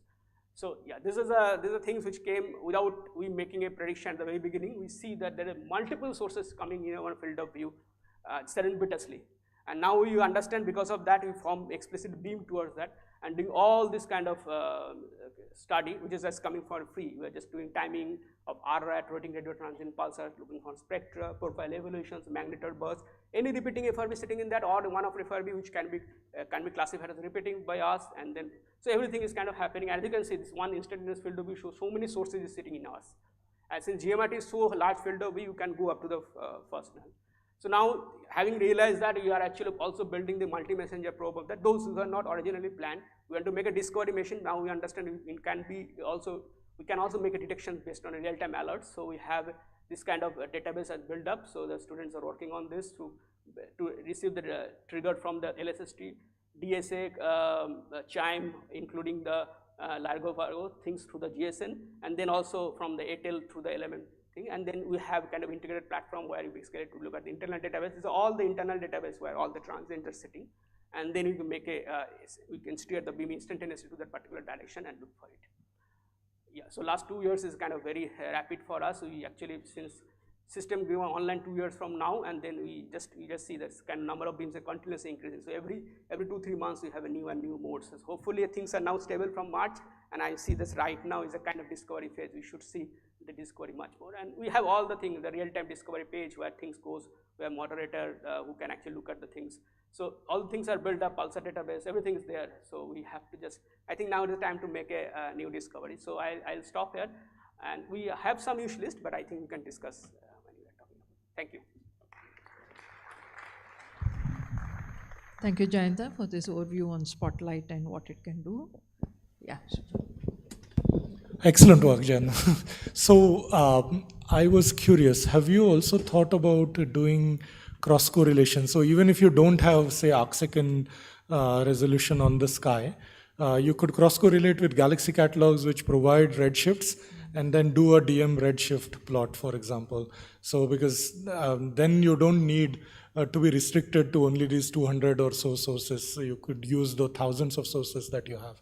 The only trouble that I see is maybe the selection function, because your like the on-sky pattern of where you actually look may not be fully or properly characterized. So can you just say a few words about how well you can do that? Yeah, I think that's a very good point. So since you have a large number of populations, and even though they are not kind of fully arcsecond localized, you can still do those statistical studies. Very important. So there we can say that arcsecond, though is arcsecond is the final aim, we actually see Archimedes detection anyway. So any kind of burst will be seeing Archimedes because that's straight away come from the beam. So it will be always sitting in one of the beams, and we don't have to make an image. So even if you are not able to make an image, we'll still see the Archimedes. And Archimedes, I think that's the kind of study which you're talking about. It is better than what most of the FRB is sitting. They are mostly related to 10 Archimedes kind of thing. We are already one order of magnitude you can anyway put for any FRB. So I think that's a very important point, and we are already having a plan to kind of make this cross correlation study to come up to expand the population so that we can talk more on this kind of DM redshift relations. Okay, any other questions? Okay, if not, let's thank the speaker again. And move on to the last talk, where we shift gears from, in terms of the resources, from instruments to the human resources. The talk will be by Anvesh Majumdar, who will be talking about the International Olympiad 2025, which was held in 2025, and the topic is a celebration of astronomy at the high school level.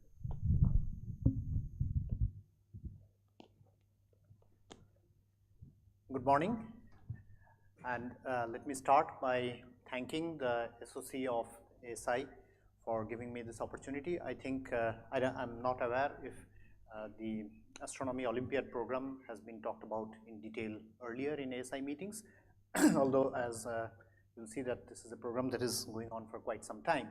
So since I think not all of you may be familiar with the Olympiads, so let me start by oops.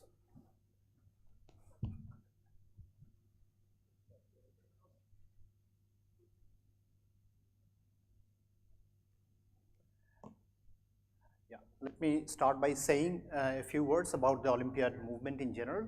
What are the Olympiads? The International Olympia movement is actually aimed at bringing the most talented or gifted students at the secondary and higher secondary level all across the world in a competition, but in a very friendly environment at the highest level. And this is a movement that started in the 1960s in Eastern Europe and with mathematics, and then spread to physics and other subjects, and even in astronomy it has been there for many years now.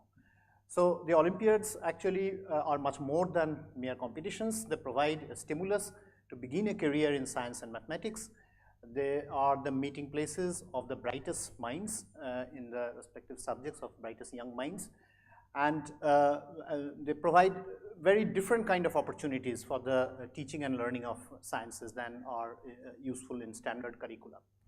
And also in the national context, they provide a platform to make an impact in the national education scene, to change the things, change the way the things are being taught and learned. So in India, the National Olympiad program has been running for more than 30 years in different science subjects, and this is anchored at the Homi Bhabha Center for Science Education, HPCSE, which is part of TIFR. We are located in eastern Mumbai, and this is the nodal center for all the science and mathematical Olympiads in India since the beginning. We run this program in close collaboration with the National Teacher Associations. This is fully funded by the Government of India, this program, through different ministries and agencies. It's a 3-stage selection procedure coupled with 2 stages of intensive training at HBCSE. This is open to students of class 10 to 12 across any boards, all boards in India that are happening, and right now the enrollment has been growing over the years. Right now in science, in all the subjects combined, we have more than 2.5 lakhs of students that enroll at the first stage in the national exams across the country. So in the International Olympiads, Indian participation started in the Science Olympiads in 1998 with Physics Olympiad. It had started in Mathematics Olympiad about a decade earlier in 1989, and then quickly followed by Astronomy, Chemistry and Biology. The performance of Indian students has been excellent, to say the least, right from the start. And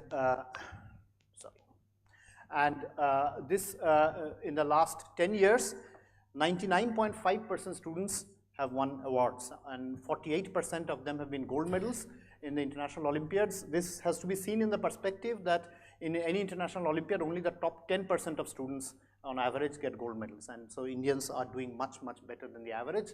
In 18 years of participation in the IOAA, that's the International Olympiad on Astronomy and Astrophysics, India had topped the medals tally 7 times, including in 2025. And so if you look at, this is basically just showing a curve which shows, I mean, I will not get into the details, but gold is given 1 point and silver 0.75, etc. So if we were winning all gold medals, we will be at the top of this, and then all silver and bronze. So you can see that we are right now between gold and silver. And this shape of this curve will remind you of one of the most famous pictures in astronomy, perhaps. So our performance has been accelerating. So, okay.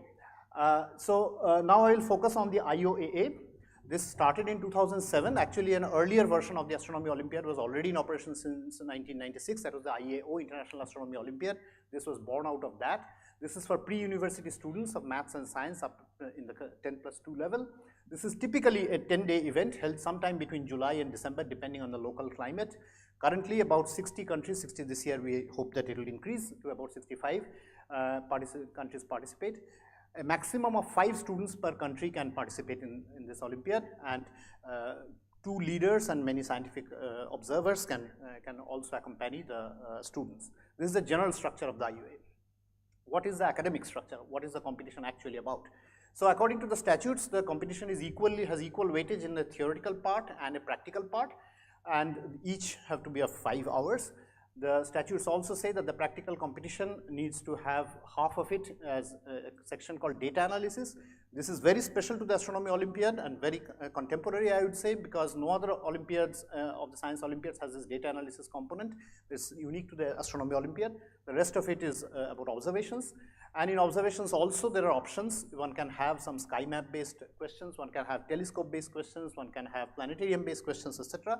And it's a choice of the host country to decide what all components to choose. And so the rule is that an academic committee of the host country, they prepare all the tasks, and this takes a long time. This takes at least a year to come up with good questions. And then the international board, that is the collection of the leaders and the leaders from all the participating countries, they are shown the question papers one day in advance, and they have to basically ratify it in a meeting. And the international board has the power to modify a task, to also replace a task, and also to even remove a task if they think that it is not suitable. So it is more like presenting a bill to an international parliament and getting it passed. Each country then translates the task in their own language for their students, if it is necessary, of course, for them.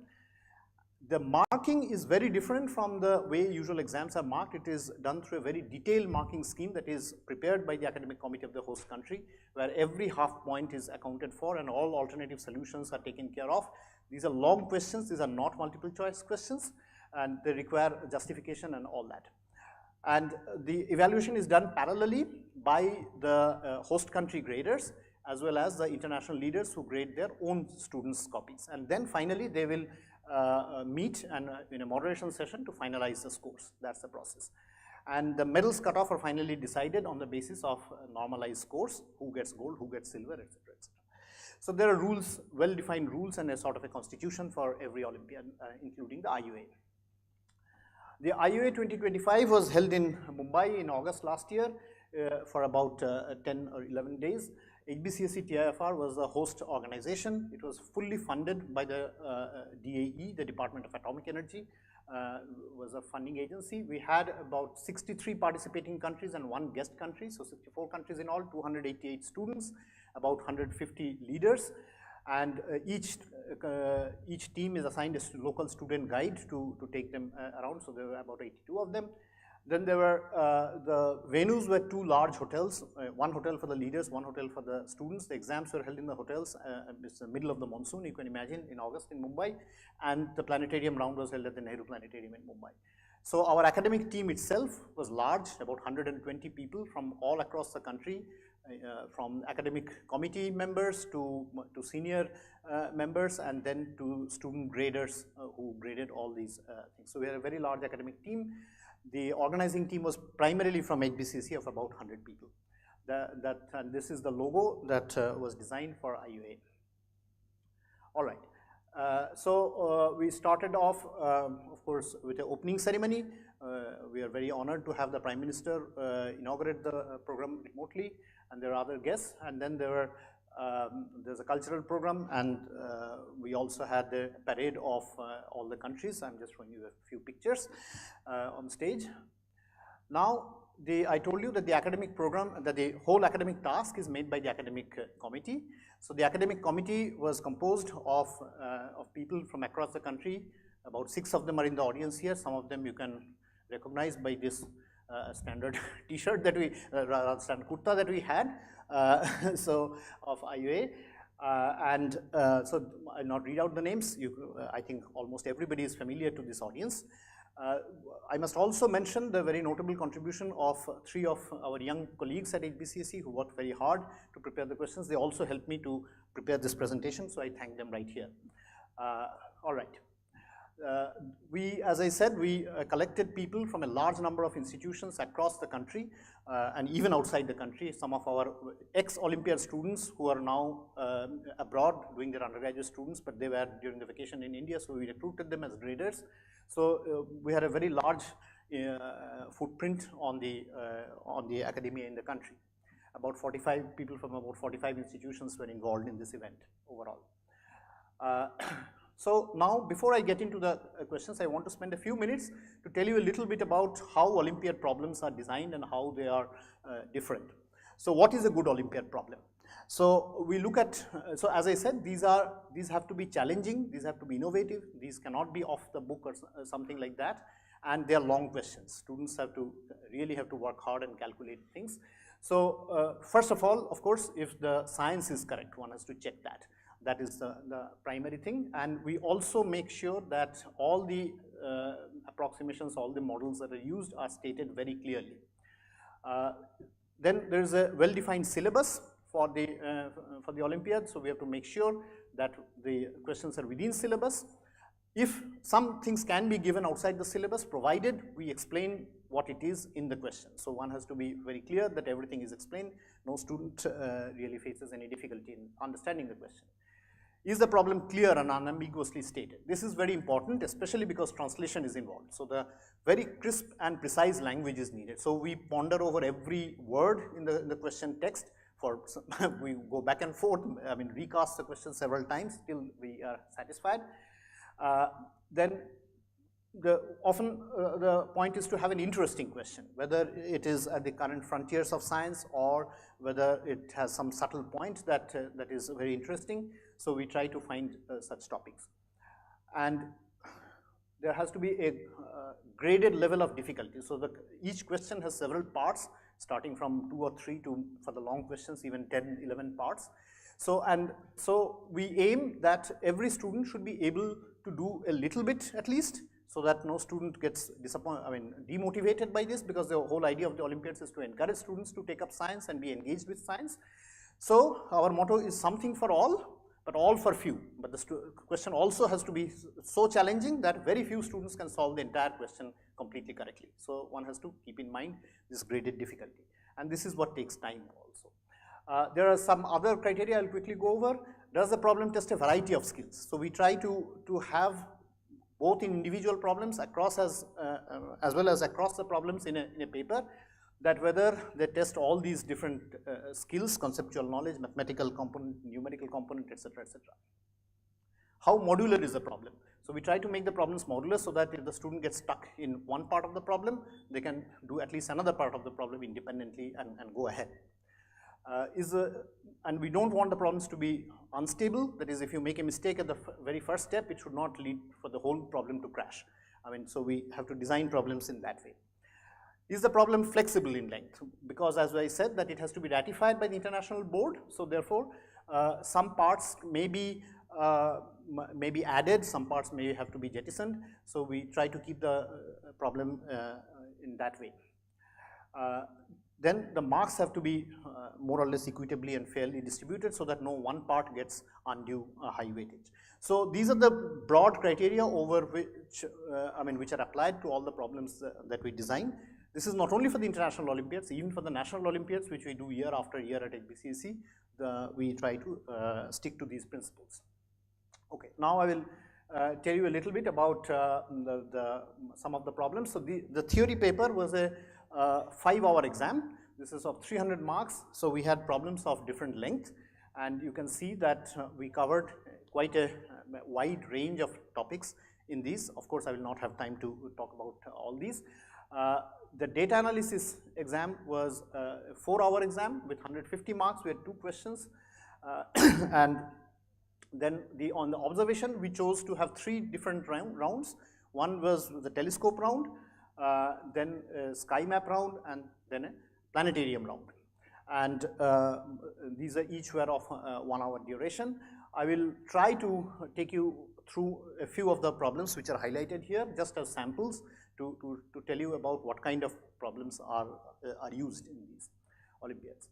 Okay, so as I said, that the questions have to be presented to the international jury. Here you can see the ASI General Secretary in a different role and the rest of the academic committee behind. And then the leaders, listen to that, and then they can argue, they can ask questions, they have many comments, and which then makes the paper setters think there about what to do about the comments, how to modify them, etc., etc. And then some pictures from the students. This is in the planetarium round. The student is trying to make angular measurements. Okay. So I will take you through a few of the sample problems. The first one was a problem that we made in an Indian context on Makar Sankranti to understand shift in calendars due to precession of the Earth's axis.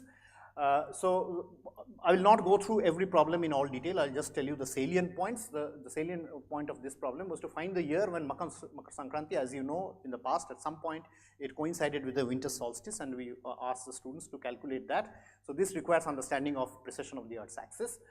Then, given the rules of deciding the date of celebrating Makar Sankranti at a given place, we asked them to find on which dates it will fall on a series of years. So this they had to make a table to calculate the time of entry of Sun into Capricorn, and then also take care of leap years and all that, and then sunset times, etc., to get that thing right. Okay.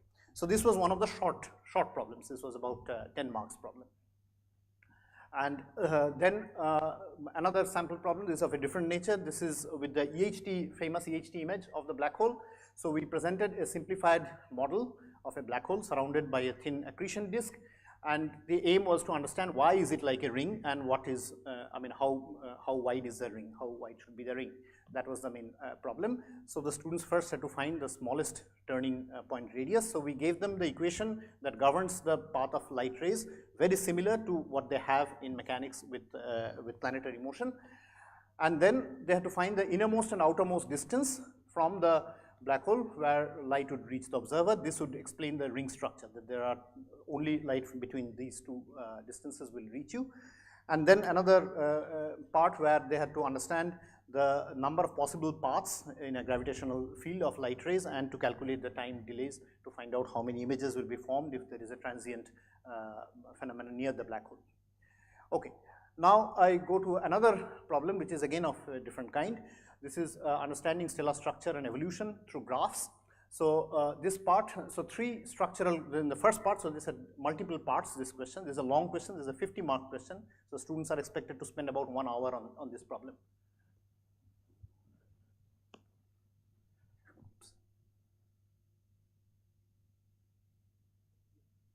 Okay, so three normalized curves were shown, A, B, C, and the students were asked to identify these three curves from among the radial profiles of temperature, luminosity, nuclear energy generation rate, and the hydrogen abundance and the helium abundance inside a star. And so this required them to understand stellar structure qualitatively, and also some quantitative measurements had to be made, and they would get the answer. Then they were also required, so three quantities were identified this way. Then they had to plot the curves for the remaining two quantities. This again required some qualitative arguments and a little bit of calculation to draw the remaining two. So this was just how to use a graph to understand stellar interiors. The second part focused on stellar evolution, where the evolutionary track of a one solar mass star was given, along with the evolutionary graphs of temperature, luminosity, radius, and central helium abundance, and based on which they were asked a series of questions on the main sequence lifetime, the helium burning lifetime, what fraction of hydrogen is burnt at a given luminosity, what is the radius at a given stage of hydrogen burning, and what are the radius at 2 points on the HR diagram. So to do this, they had to read these graphs, they had to correlate two or more graphs, go from one to the other, and then of course they need to understand stellar evolution, how it goes. The third part of this problem was more of a mathematical nature. Given them, we gave them the mass equation of stellar structure, and made approximations of the density profile in different regions of the star, and we asked them to plot the mass profile. So for example, in the middle part of the thing, it was a power law density profile. They were given a log-log plot, and then they were asked to make this linear approximation to this, and then they had to make, they require the mathematical skills of various kinds of mathematical skills to finally make a schematic plot. This was the last part of the problem. So all this was one long problem on stars. Okay, moving on, I will show you again a sample from the data analysis paper. There were two questions. One was on exoplanets. So we gave them a plot of Doppler shifts as a function of time for a star-planet system, and asked them to obtain the period and semi-amplitude from the light curve, then obtain the minimum mass and minimum orbital radius, and all the estimates with associated uncertainties. So this they had to, of course, first plot a smooth curve, but it also required quite some understanding of how, of propagation of errors to calculate the uncertainties. So this was the first part of the data analysis problem. Then the second part, the transits, if there is no limb darkening, so they're given the schematic picture of transits, and then they're also shown a light curve, and from this simple questions on transit durations and transit depth, and hence estimate the planet size and inclination of the orbit. So, and then we introduce limb darkening, and so first we gave them some limb darkening data in which they had to linearize it and a quadratic expression and make a suitable plot to get the limb darkening coefficients first, and then use that to get schematic curves for the transit light curves, where the depth of the light curve was given. So this required some good qualitative understanding of how the limb darkening would affect the transit, where it will, I mean, which curve would go lower, which curve would cross, and etc., etc.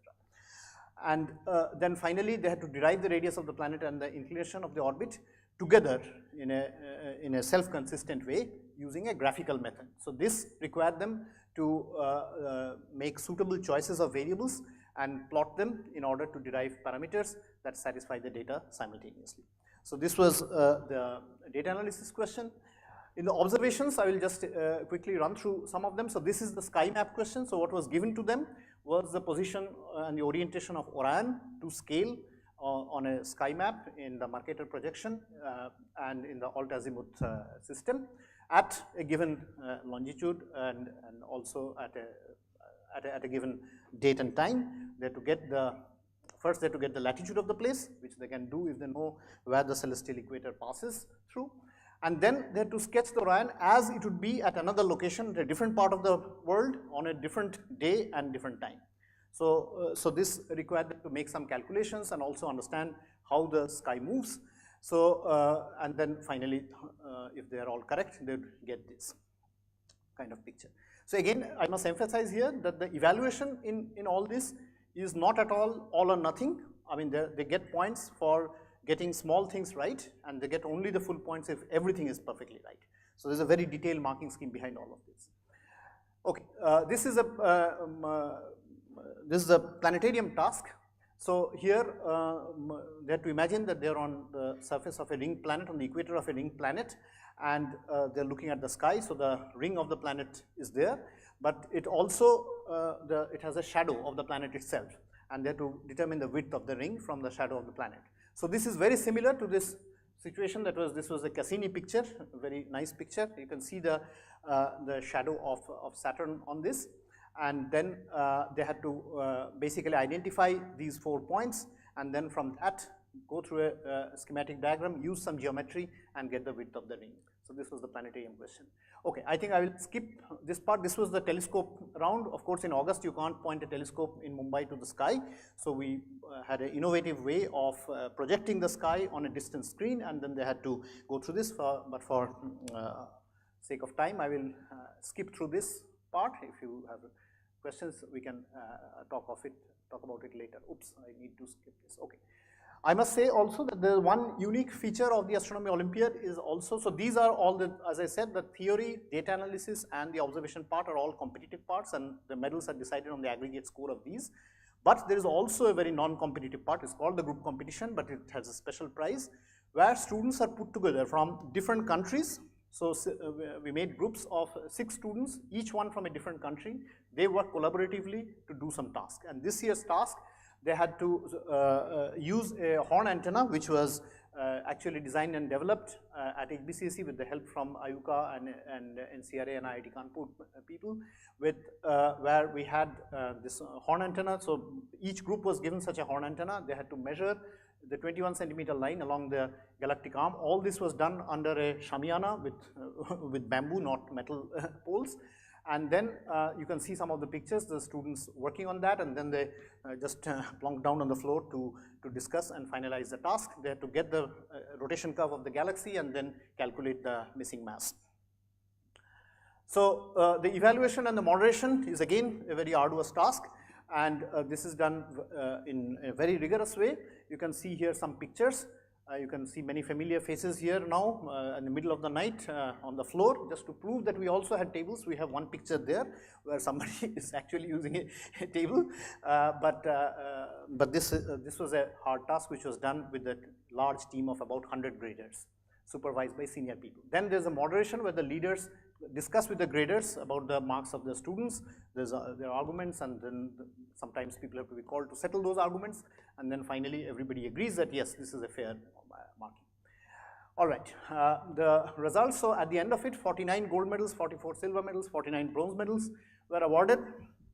There are also special prizes on best performance in data analysis, observational competition, theoretical competition, also for a female student, and then a best overall performance. The Indian team did very well. They won, the 5 students won 4 gold and 1 silver medal. They jointly shared the top position with Iran at the medals tally. The closing ceremony, some pictures of cultural programs, students very happy with their medals and national flags on the thing, and some dignitaries on the stage, and also some are present here. Okay. The feedback from the international participants was very good. I'll not, of course, go through this, but they were very happy with the overall academic program, the strong academic program. They also were very happy with the organization that India showed in this throughout this event, which was very smoothly organized. I must say that it's my privilege as chair of the academic committee to present all this, but there's a very large team. The academic committee, first of all, the 15 members, plus many, many other people, both from HBCSE and outside, who were behind the success. So, so it's a very big team effort. All right. After the event was over, we had so many telescopes that were purchased or developed, both optical telescopes and radio horn antennas. These were given away to some of the institutions, and they're already being used for educational and outreach efforts. You can see from different institutes, this is already happening. And so we are very happy about that, and hopefully this, in the years to come, this will grow more and more. So I will end by saying that IUA, or for the Olympiads for that matter, are a celebration of astronomy for young minds. This is the organization of an international event. We, of course, do the national program for more than 30 years now, but the organization of an international event is a massive effort. It's a massive effort in terms of funding as well as human resources, and over a significant period of time. It takes between 1 and 1.5 years to prepare and carry this out, because it's an 800 people event for 10 days, and it's a 24-hour event. Work goes on through the night.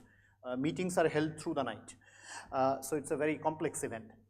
But the good part is that it triggers intense intellectual discussion among a large set of people over a long period of time, while making the questions, while grading the questions, while critiquing the questions, etc., both nationally and internationally.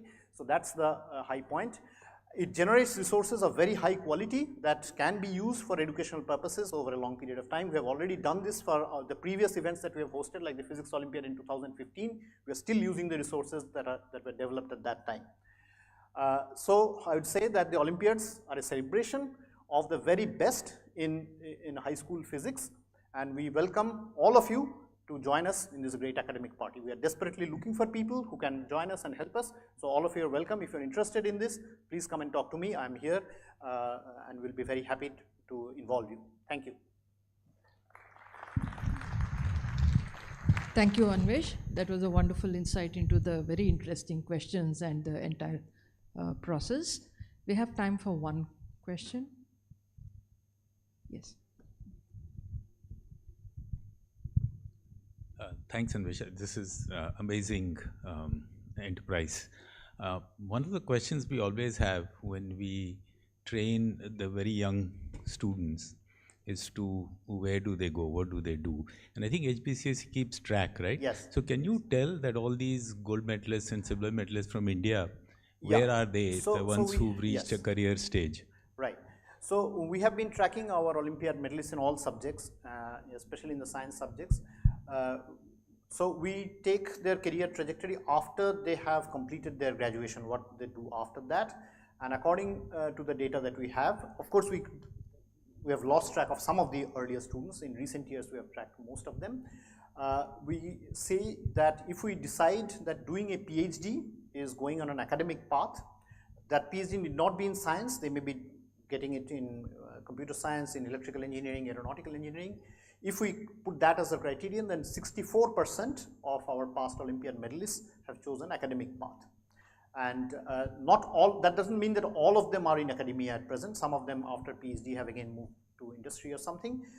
There's also, I am happy to say that there's a slightly growing trend in recent years of students who, although most of the students go for engineering or medical from biology, to come back to academia. And many of them are employed as faculty members both in India, in premier institutions in India. In TFR itself, we have several people, past Olympiad medalists, and also abroad in very, very good places.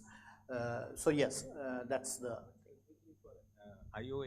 for astronomy, the percentage of people going to science is slightly higher than the other subjects, like physics, chemistry, or actually in biology, most of the students go into medical practice, which we do not consider as an academic practice, as a professional practice. So, but in astronomy, that has been traditionally higher. But I must say here that this is a very good trigger, and we have had, of course, anecdotal evidence of people deciding to change their career paths after the Olympiad experience. But I don't think we can claim either credit or take the blame for not enough people going into science, because there are many, many other factors, social factors, economic factors that play a role in this. But yes, many of them are in academia, and they are, but not 100% certainly, not close to 100%. But yes, many of them are.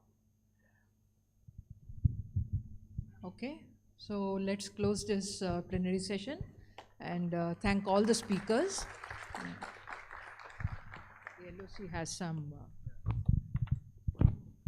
Small announcement. So basically, those who are staying inside the campus, and if you need food and accommodation bill for your later purpose, please contact our volunteers at the registration desk.